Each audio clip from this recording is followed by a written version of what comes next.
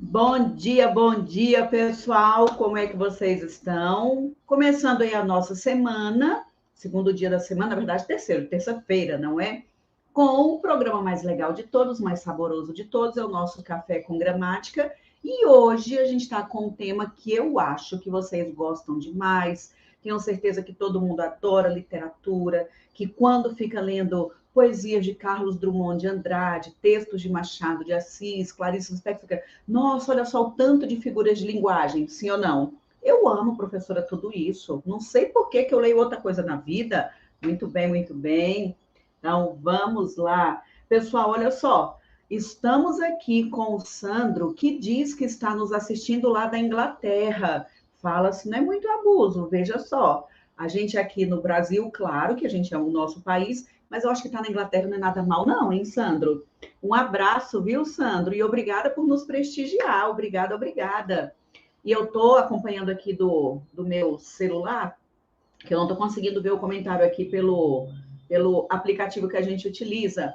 Bom dia, Tati. Bom dia, Laudineide, Sandro de novo, Cirlane, Ana Maria, Ibele e Márcia e Célia. Bom dia, bom dia, bom dia.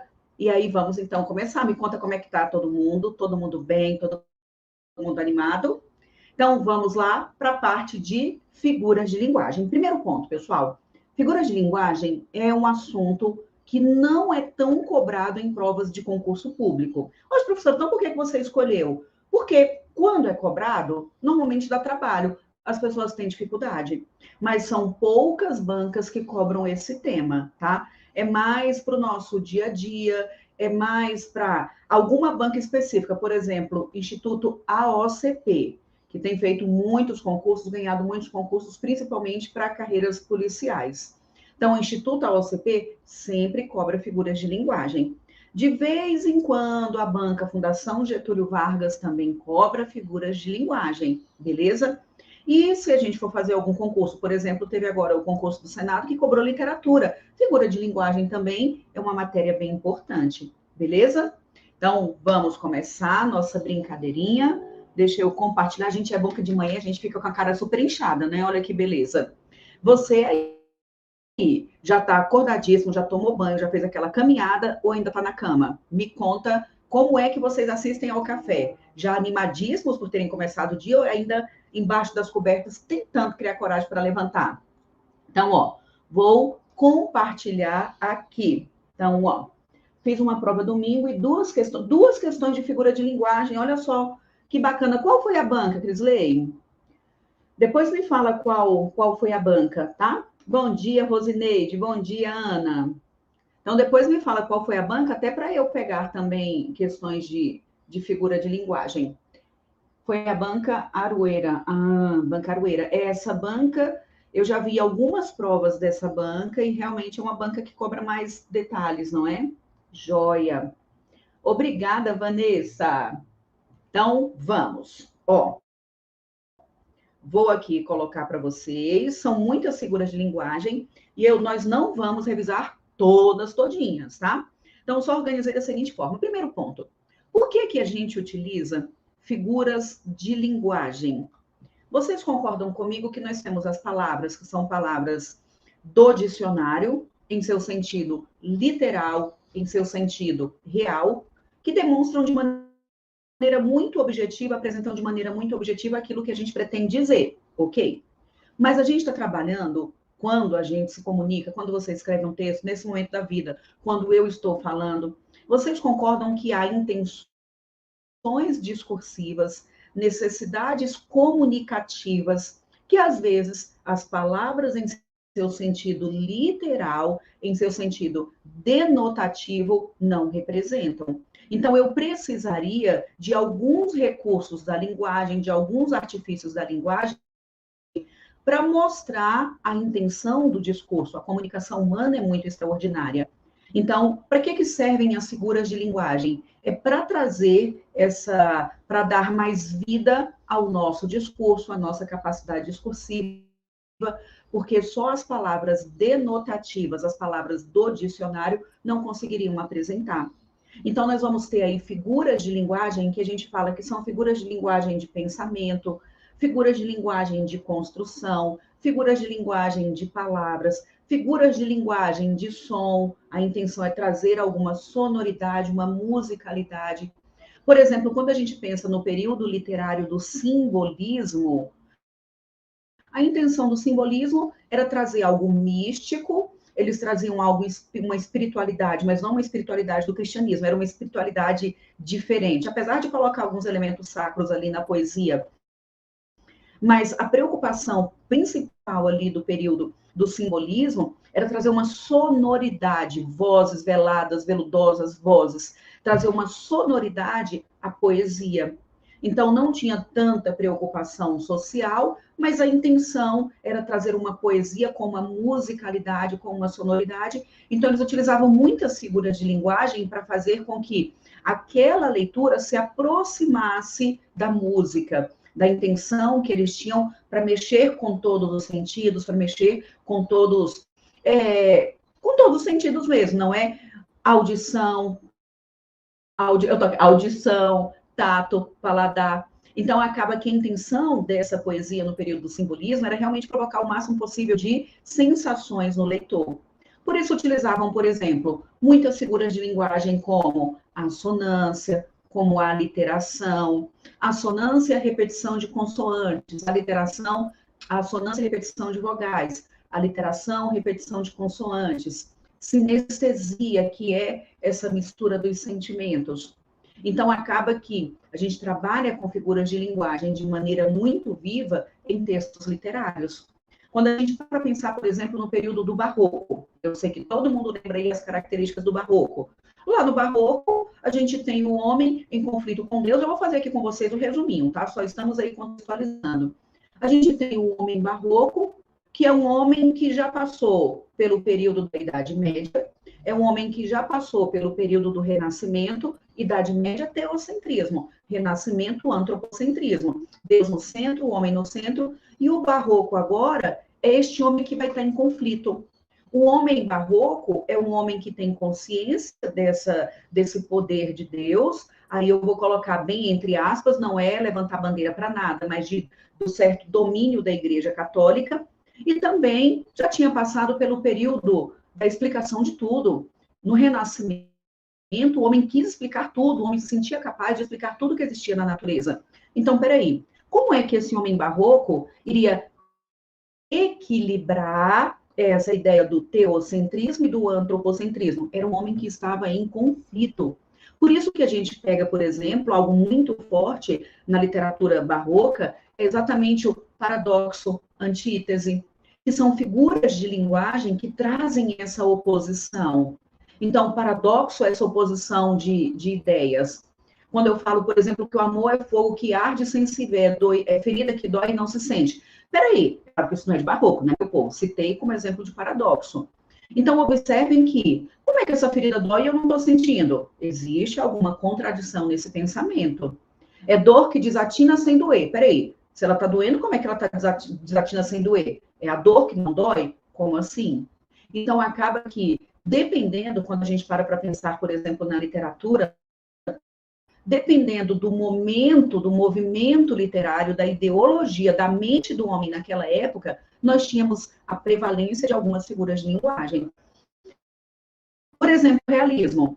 Eu vou nem colocar o realismo, vou colocar o naturalismo. No naturalismo, a gente teve poucas figuras de linguagem, porque a linguagem era uma linguagem muito crua, muito seca, porque a intenção era simplesmente apresentar a sociedade como ela é. Era uma fotografia da sociedade. Então, eles não precisavam criar muitas imagens. Era exatamente aquilo que é. O naturalismo, dentro do realismo, queria simplesmente apresentar para a sociedade aquilo que é. Quando a gente para pensar em O Cortiço, por exemplo, era uma fotografia da sociedade. Então, só contextualizando que, para que servem as figuras de linguagem? É para trazer mais vida, é para trazer mais representatividade ao discurso humano. Por isso que a gente tem figuras de palavras, a gente tem figuras de pensamento, tem figuras de sintaxe, de construção. Então, nós vamos ter vários tipos de figuras de linguagem, beleza? Então, joia. Pessoal, para quem está falando que a imagem está ruim, você precisa arrumar a resolução aí no seu computador, na transmissão. Aí depois vocês me falam se deu uma melhorada ou se ainda está ruim. A minha internet aqui parece que está ok. Me diga se está tudo bem ou se está travando. É só você ir, quer ver? Deixa eu até tentar fazer aqui ao vivo e a cores. Ali na engrenagem, colocar qualidade e coloca a qualidade mais baixa. Então, a minha aqui, por exemplo, está em automática, tá? Está na mais baixa. Aí depois até me digam se deu uma melhorada. Obrigada, obrigada, obrigada, pessoal. Para mim também, achei que fosse a minha internet. Gente, será assim a minha internet que eu acabei de trocar? Deixa eu tentar conectar um cabo aqui direto. Aguenta aí.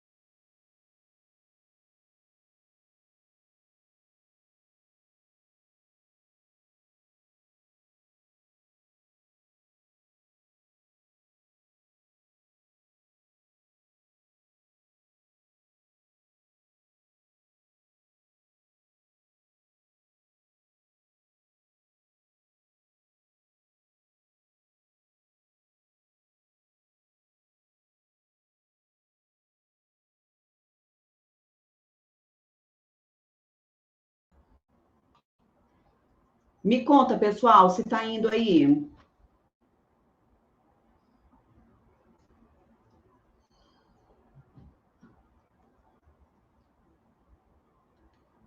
Ó, veja se voltou, vamos ver.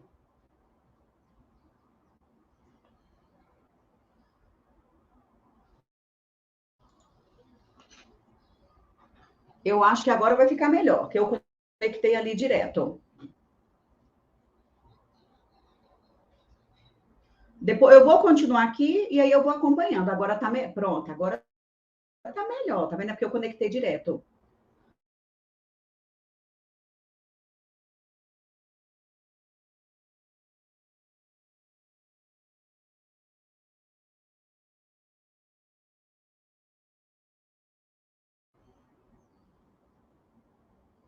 Pronto, acho que voltou, né? Bom dia, bom dia. Deixa eu ver aí como é que tá.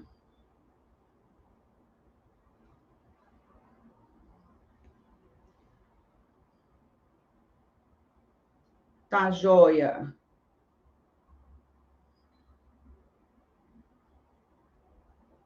Eu acho que agora foi, não foi? Então, pronto. Então, eu vou continuar. Para mim, aqui tinha dado uma parada, mas se vocês estão dizendo que está ok, então vamos seguir. Gente, me conta, pelo amor de Deus, qual é a melhor internet do universo? Porque a gente paga caro no trem, acabei de mudar na semana retrasada, todo mundo com promessa de que fibra ótica seria melhor e o negócio tá um horror. Então, vamos continuar. Pronto. Deixa eu colocar aqui. Então, voltando para o pensamento. Vocês conseguiram acompanhar o meu pensamento? Bom dia, bom dia. Eu acho que deu para acompanhar bem o pensamento, não deu? Então, olha só, quando a gente fala então de figuras de linguagem, a nossa intenção é exatamente trazer essa questão discursiva, trazer esse sentimento do homem que às vezes não pode ser representado de maneira literal pelas palavras denotativas que nós temos. Perfeito? Então, eu vou trabalhar com vocês com algumas figuras de linguagem, a gente não vai falar de tudo, vou escolher aqui algumas figuras de linguagem para a gente poder desenvolver, beleza? Então, vamos caminhar. Então, olha só, o que eu coloquei aqui? Figuras de linguagem, a separação que eu já havia comentado. Então, nós temos essas figuras de linguagem separadas em figuras de palavras, figuras de sintaxe, figuras de estrutura, de pensamento e de som. Lembram que eu havia comentado com vocês? Eu falei, pessoal, quando a gente para pensar no período do simbolismo, a intenção deles é trazer essa sonoridade, essa musicalidade ao texto. Então, eles utilizavam muitas figuras utilizavam muitas figuras de som, como a assonância, como a literação, beleza? Então, trabalhavam muito com figuras de som. Aí, antes de analisar todas as figuras de linguagem, eu de novo escolhi aqui um trechinho, uma poesia de um autor que eu amo e que eu sempre escolho para a gente poder analisar, que é de Fernando Pessoa, Livro do Desassossego. Aí ele coloca o seguinte, olha só. Minha alma é uma orquestra oculta. Não sei que instrumento tangem e rangem, cordas e harpas, timbales e tambores dentro de mim. Só me conheço como sinfonia. Vocês estão vendo que quando ele fala que minha alma é uma orquestra oculta, isso é algo literal? Claro que não. Veja que nós estamos trabalhando com o pensamento, sim ou não. É claro que é um trabalho com palavras, mas isso traz um pensamento e acaba, que eu acho que com clareza a gente percebe que é uma comparação, sim ou não. Ele está dizendo que a alma dele é uma orquestra oculta. Então, de maneira literal, tem como a alma dele ser uma orquestra? Não, de jeito nenhum, nunca na vida. Não tem como a alma dele ser uma orquestra. Aqui eu vou dizer de novo, de maneira, penso eu, que de maneira muito evidente, a gente percebe que ele está comparando, existe uma comparação entre a alma dele e a orquestra. Só que vocês concordam que é uma comparação implícita?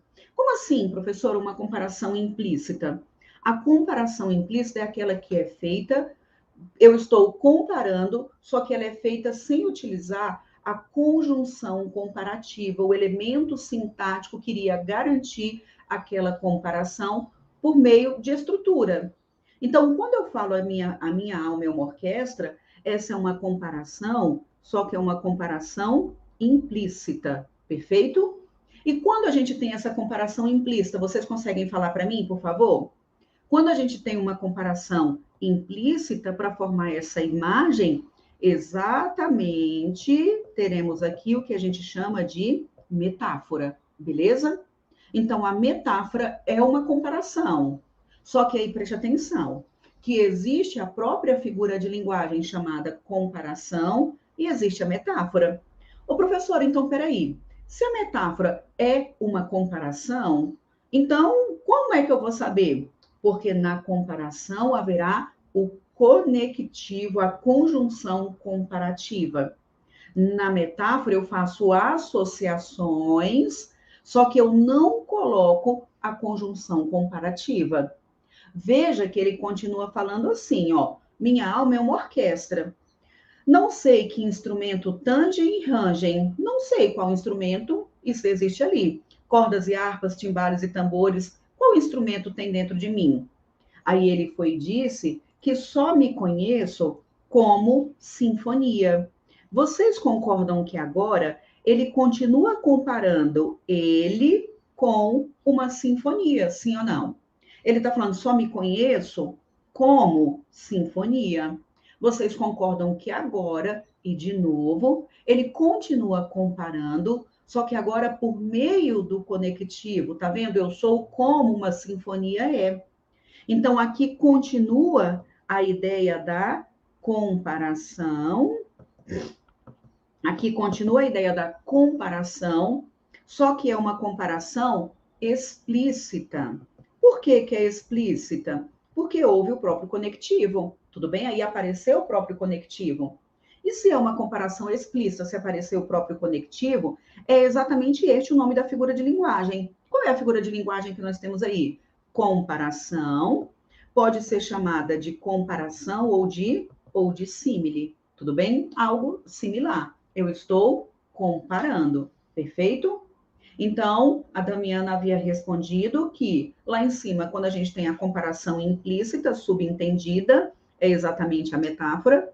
Eu comparo, só que não tem nenhum conectivo, e quando tem o próprio conectivo, vai ser chamada de comparação ou de símile. Perfeito? Gente, é lindo esse poema de Fernando Pessoa, não é? Lindo, lindo, lindo. Mas Fernando Pessoa é Fernando Pessoa, né? O que dizer do nosso grande gênio? Perfeito? Me conta se está todo mundo bem, meu povo. Me diga sim, não, não sei, sei lá. Agora, eu vou organizar da seguinte forma, veja só. A gente tem as figuras de linguagem de palavras, ou chamadas figuras de semântica, de palavra ou semântica. E ainda bem que são poucas figuras de linguagem, é pouco conteúdo que a gente precisa na vida, não é verdade? Tanto de gramática, de interpretação de texto, é quase nada, ainda bem. Aí você fala, professora, já não basta trabalhar com o sentido literal das coisas, tem que estar trabalhando com o sentido metafórico? Pois é, vai vendo como é que funciona, né? Vai vendo como é que funciona. Então, quando a gente pensa em figuras de linguagem ou figuras de palavras, veja que nós vamos ter a metonímia, todo mundo lembra, não lembra? Vai me dizendo aí. Existe a comparação, que eu acabei de comentar, existe a metáfora, acabei de comentar, existe a catacrese e a sinestesia, tudo bem? Perífrase, é muito nome legal, eu também acho. E antonomásia, perfeito? Então, joia.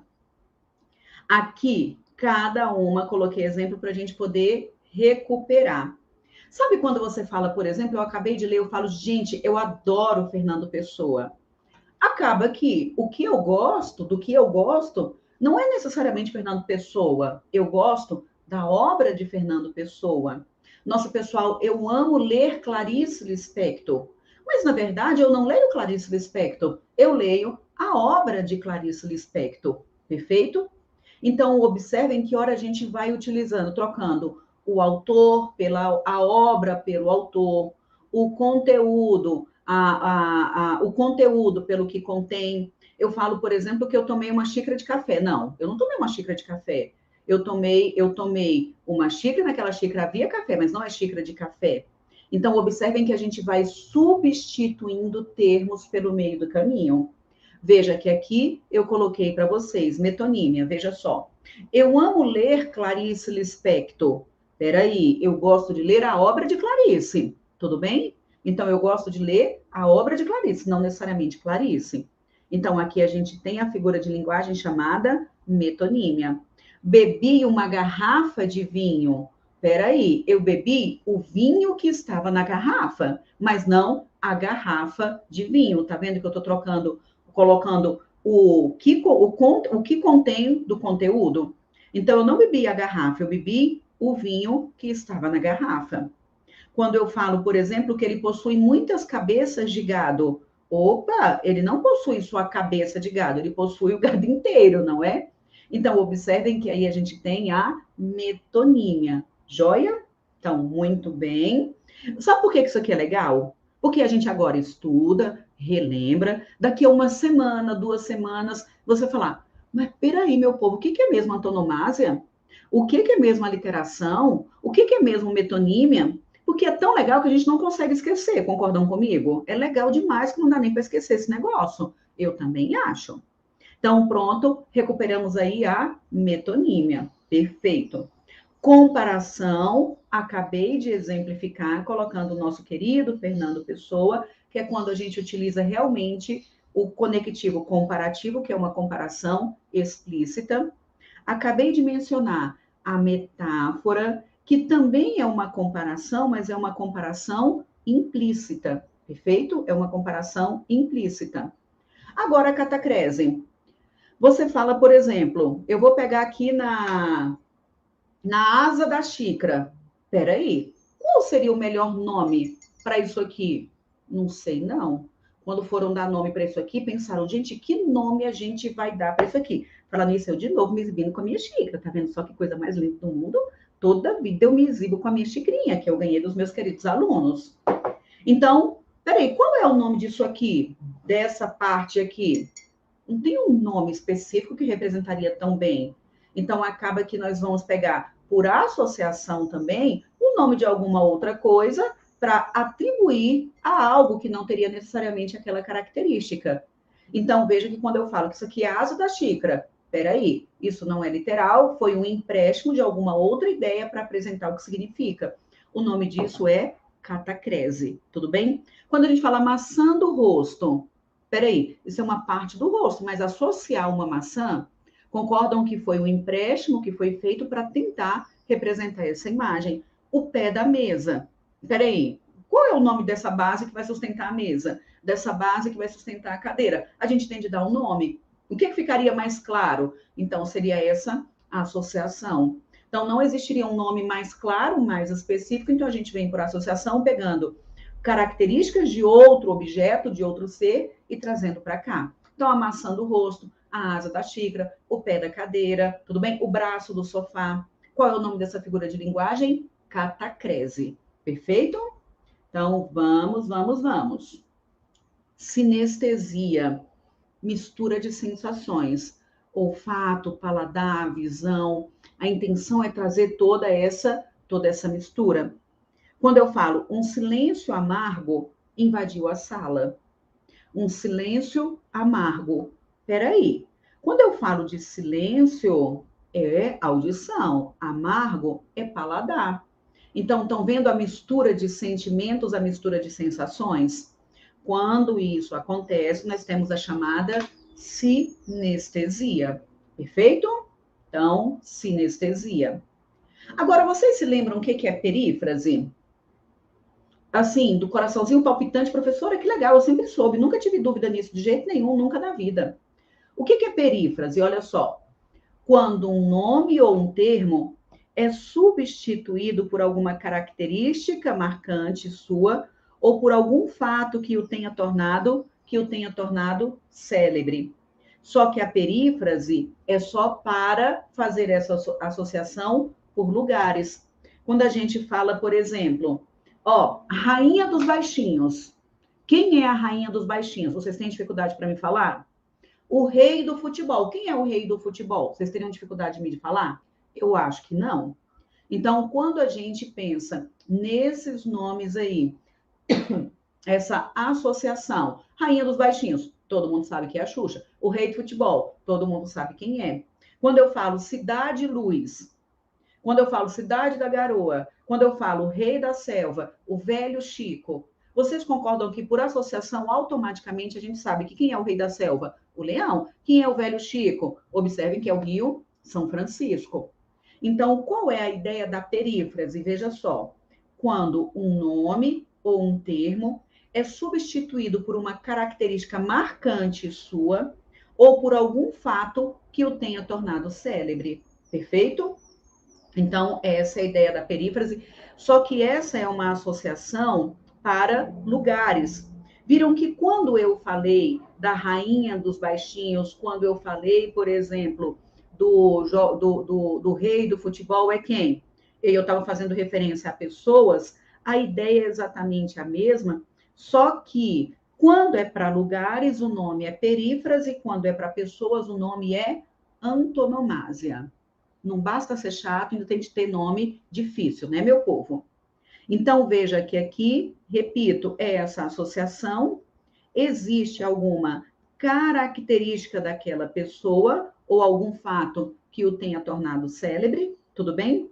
Quando isso acontece e faz referência a lugares, o nome é perífrase, tá vendo? O Rei da Selva, Velho Chico, Cidade Luz. Quando é para pessoas, o nome já é antonomásia. Quem é o Boca do Inferno? Conseguem me dizer? Quem é o Boca do Inferno? Isso mesmo, muito bem, muito bem. Gregório de Matos. Quando eu falo Boca do Inferno, todo mundo, claro que todo mundo sabe que é Gregório de Matos. Quando eu falo poeta dos escravos, quem é o poeta dos escravos? Conseguem me dizer? Isso mesmo, muito bem. Castro Alves. Gregório de Matos foi do período do Barroco. E quando eu falo de Castro Alves, é a terceira fase do romantismo no Brasil. Beleza?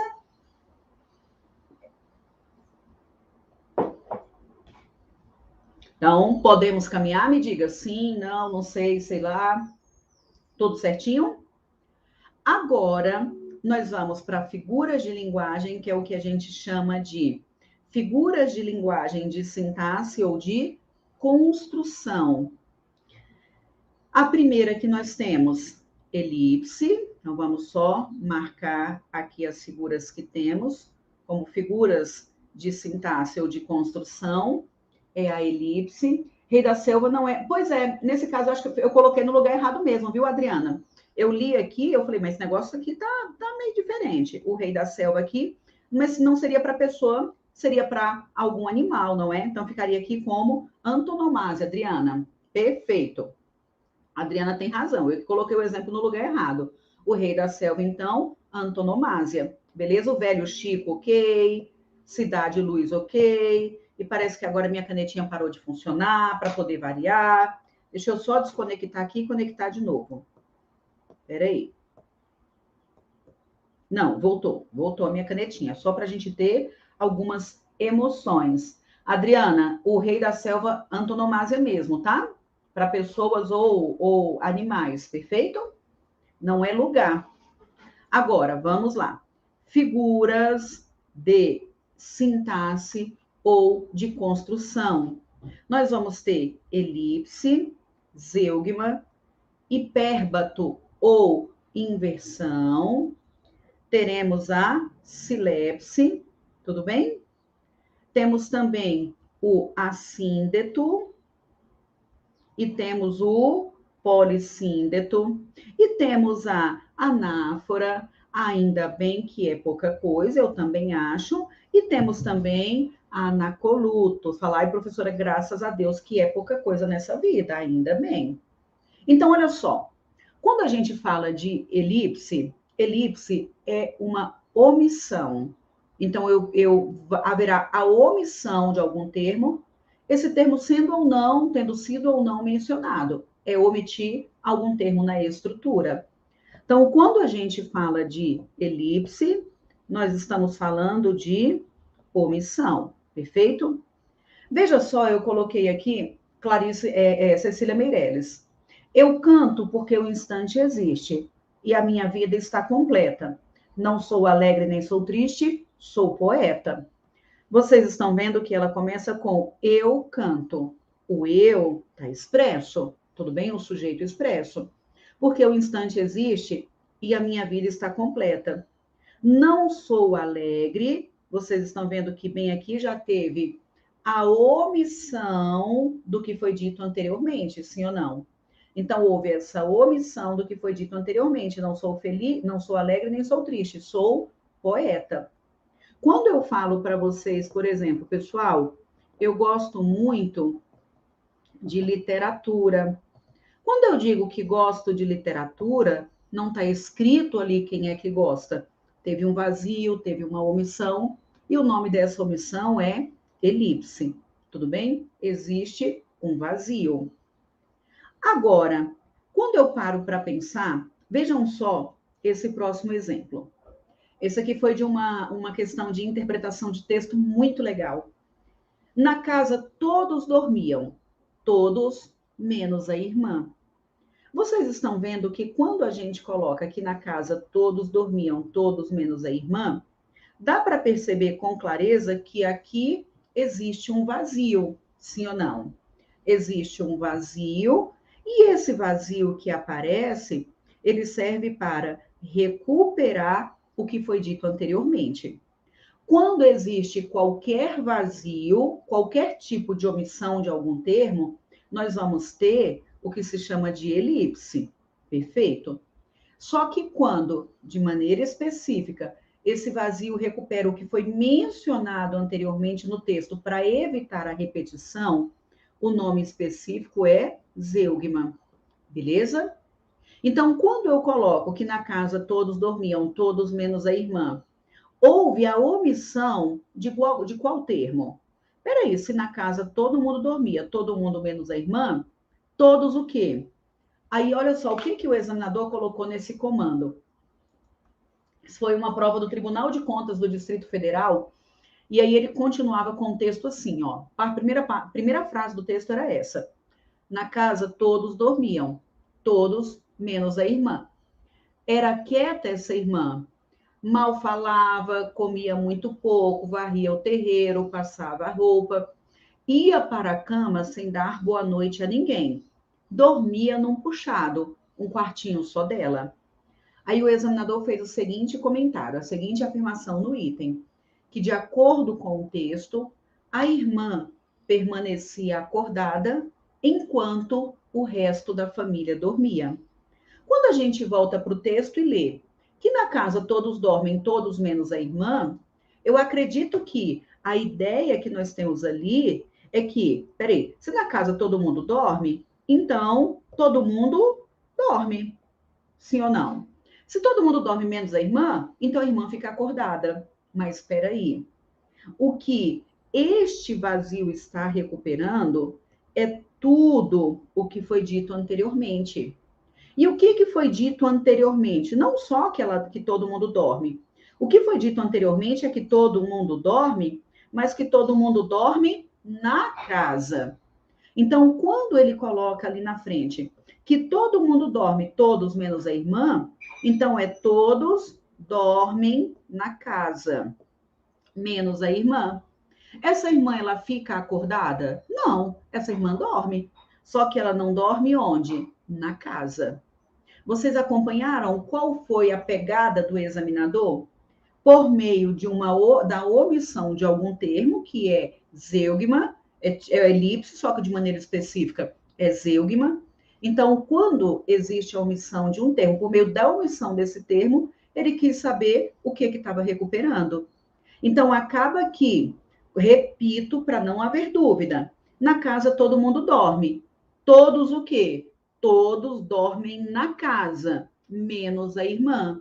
Essa irmã não dorme na casa. Essa irmã dorme em outro lugar. Essa irmã, de acordo com o texto, dormia num puxado, um quartinho só dela. Quando examinadores pegam trechos com figuras de linguagem e pedem para a gente interpretar, aí a figura de linguagem, a interpretação fica mais difícil, porque a figura de linguagem faz com que eu tenha aquela informação não é apresentada de maneira direta, de maneira denotativa. Então, às vezes, a gente fica com mais dificuldade para poder interpretar. Todo mundo me acompanhou? Diga sim ou não. Entenderam o pensamento? Então, se eu falo, por exemplo, o seguinte, ó, de maneira muito bobinha, Maria comprou livros e João blusas. Deixa eu ajeitar esse trem aqui. Então, ó, eu falo a vocês que Maria comprou livros e João blusas. Veja que bem aqui existe um vazio que está recuperando o que foi dito. Tudo bem? Então, Maria comprou livros e João comprou blusas.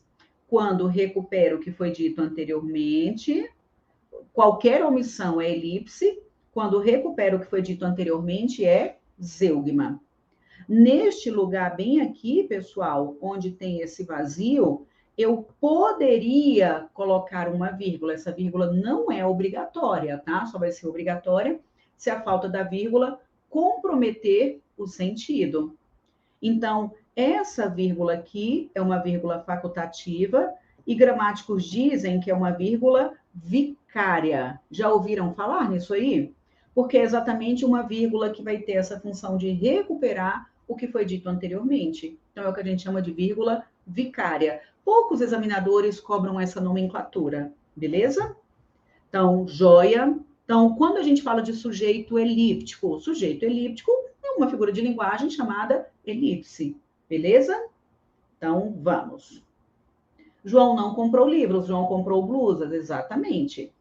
Perfeito, então. Então, vamos caminhar. Agora, hipérbato ou inversão.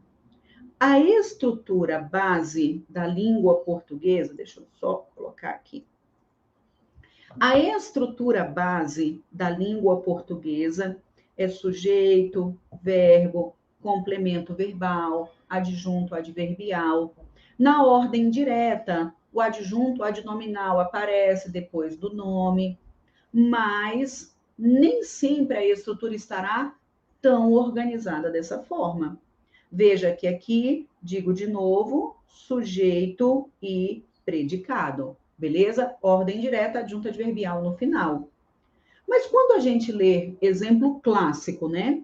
Ouviram do Ipiranga as margens plácidas de um povo heróico o brado retumbante. Isso aqui está na ordem direta? Me conta. Isso aqui está na ordem direta? Não está. Vocês estão vendo que o que está dizendo? Conseguem colocar vírgula vicária, Tati? Exatamente isso. Já ia falar na vicária. Pronto, perfeito. É bom que esses alunos estão preparadíssimos, não é? Quem é que consegue colocar para mim, por favor, esse trechinho do hino nacional na ordem direta? Me conta como é que seria. Vocês acham que isso aqui está tudo na ordem direta? Tá, não. Esse negócio está bem misturado. Ouviram do Ipiranga as margens plácidas de um povo heróico, o brado retumbante.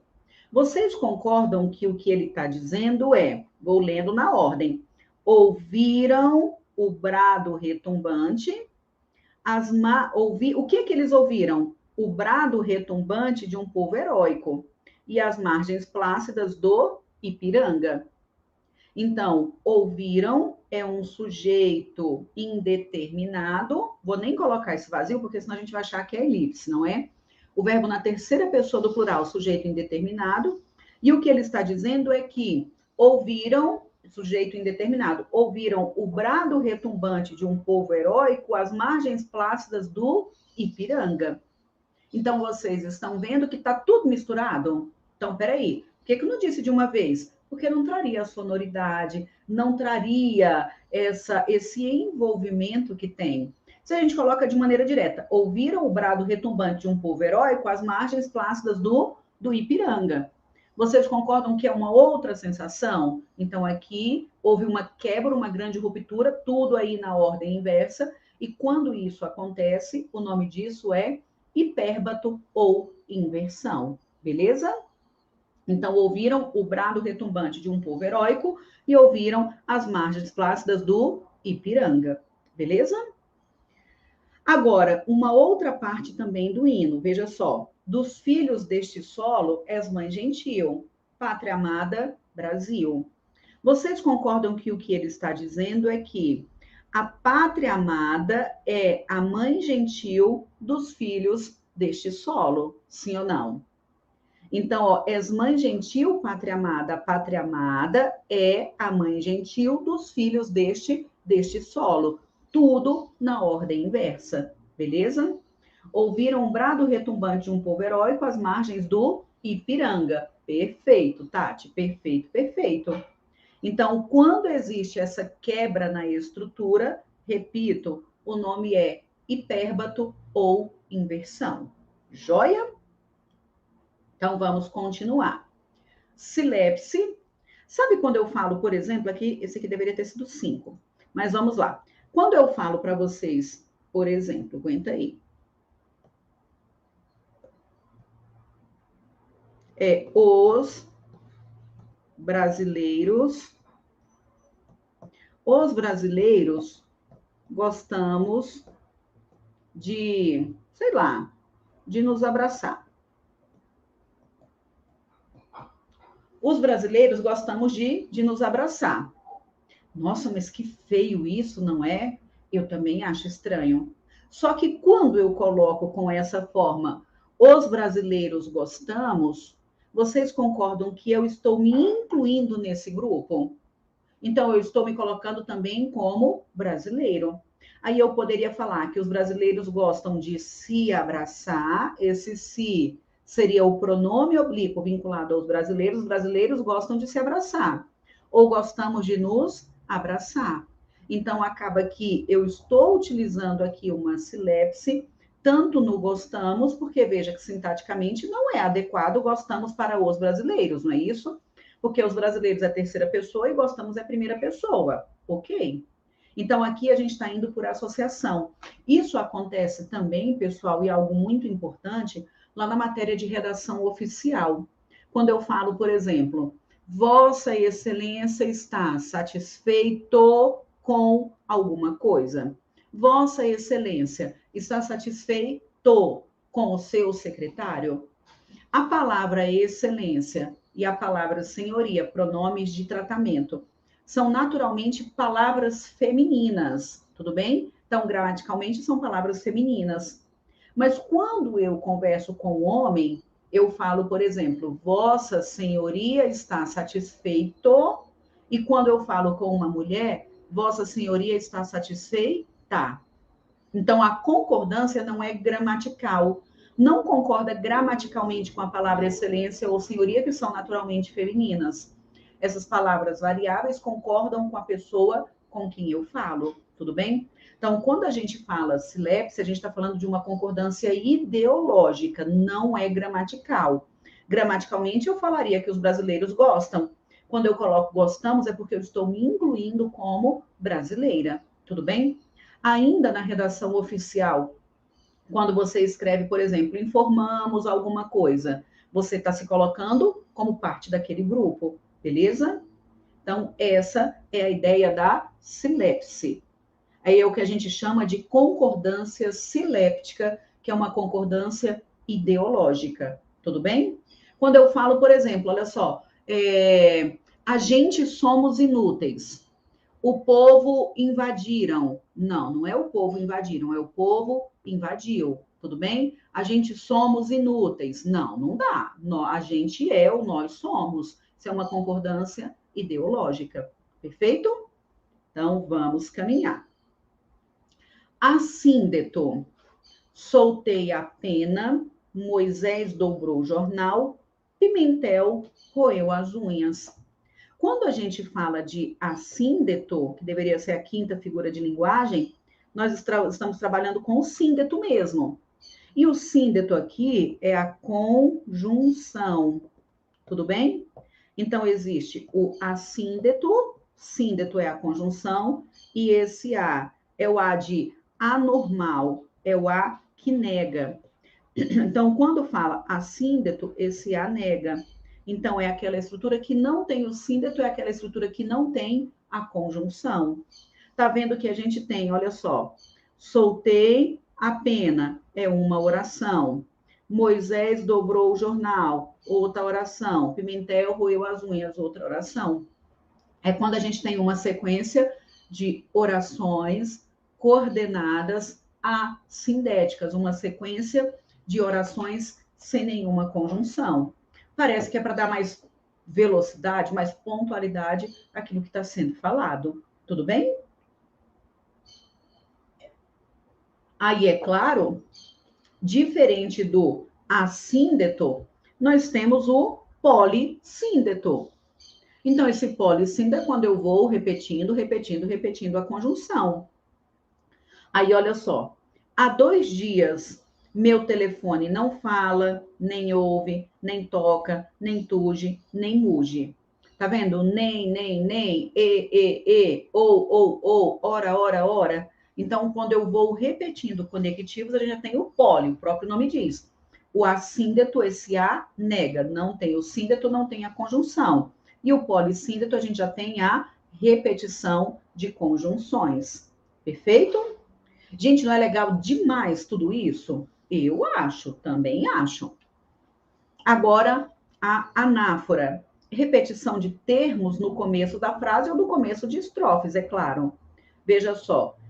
É preciso casar João. É preciso suportar Antônio. É preciso suportar Antônio. Não está falando que vai suportar João, tudo bem? Ou que vai suportar Antônio. Antônio está entre vírgulas, então aí ficaria como vocativo. É preciso casar João. É preciso suportar Antônio. É preciso odiar. É preciso substituir todos nós. Eu acho muito legal isso aqui. É preciso substituir todos nós. É preciso salvar o país. É preciso crer em Deus. É preciso pagar as dívidas. É preciso comprar um rádio. É preciso esquecer fulana. Carlos Drummond de Andrade. Estão vendo essa repetição no início de frase, início aí de versos. Quando existe essa repetição, o nome específico é anáfora, que é diferente daquele recurso anafórico, quando a gente pensa em coesão, que é aquele que recupera o que foi dito antes, aquele que está repetindo o que foi dito. Gente, me conta se está todo mundo bem, se está claro. Tudo bem? Então, joia. Anacoluto é caracterizado por alterar a sequência lógica da estrutura por meio de uma pausa. Você para ali no meio do caminho.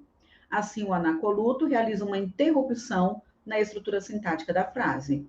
A velha hipocrisia, vírgula, recordo-me dela com vergonha. Tá vendo que o anacoluto ao invés de falar que recordo-me da velha hipocrisia com vergonha, não, deu uma pausa. Eu antecipo, paro, a velha hipocrisia. Parece que o outro reflete sobre aquilo. Aí depois eu venho e coloco o que eu tenho de dizer, né? A minha premissa. Então, isso é anacoluto. É muito difícil alguma banca cobrar anacoluto, tá? Muito difícil. E pronto, meu povo. Zeramos aí a nossa missão, beleza? Então, vejam que aqui a gente deu atenção especial às figuras de sintaxe ou de construção, tudo bem? Que envolve mais o aspecto gramatical. E aqui eu coloquei as figuras de palavra ou de semântica. Joia?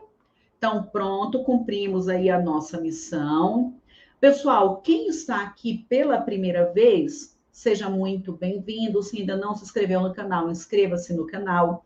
Nós temos um curso de gramática muito pontual, muito prático, muito objetivo, que é o método RISE de aprendizagem. Com 25 horas você consegue aí resolver o problema de língua portuguesa na sua vida.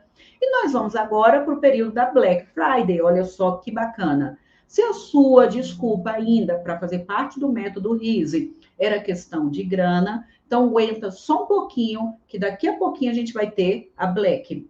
Lá no link da minha bio, tem um lugar especial para você clicar para fazer parte de um grupo exclusivo. Quem está nesse grupo exclusivo da Black vai receber de maneira antecipada o desconto. Joia? Então, vamos. Pode ser metonímia também, Antônio.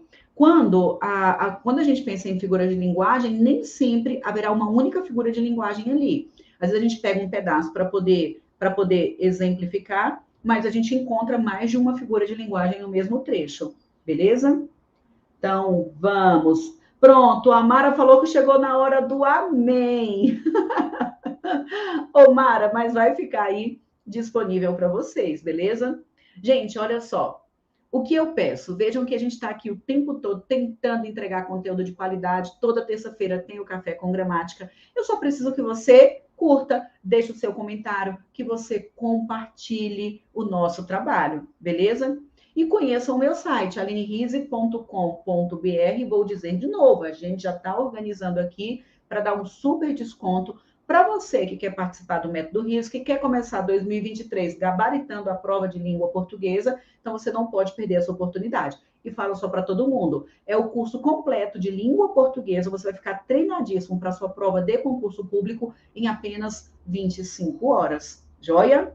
Então é isso, pessoal. Cumprimos a nossa missão. O Rei da Selva, a gente reorganizou e colocamos o Rei da Selva indicando pessoa ou animal, tá vendo? Já vai ser antonomásia e não lugar, beleza? Então, não lugar. Então, o Rei da Selva já tinha puxado setinha ali para baixo. Não é perífrase, é antonomásia. A antonomásia é um tipo de perífrase, viu? É só porque ali é o nome específico para pessoas. Joia? Então, muito obrigada a todos vocês. Que Deus abençoe e proteja. Pronto, cheguei agora. Mas vai ficar aí. Eu acho que o nosso café está ficando disponível aí por uns 2 dias. Depois está tirando e colocando na assinatura do café. Beleza? Pessoal, um beijo. Que Deus abençoe e proteja a vida de vocês. E até o nosso próximo café com gramática, próxima terça-feira. Ainda não sei qual é o tema, a gente vai divulgar aí qual é o tema do próximo café. Joia? Um beijo, que Deus abençoe e proteja.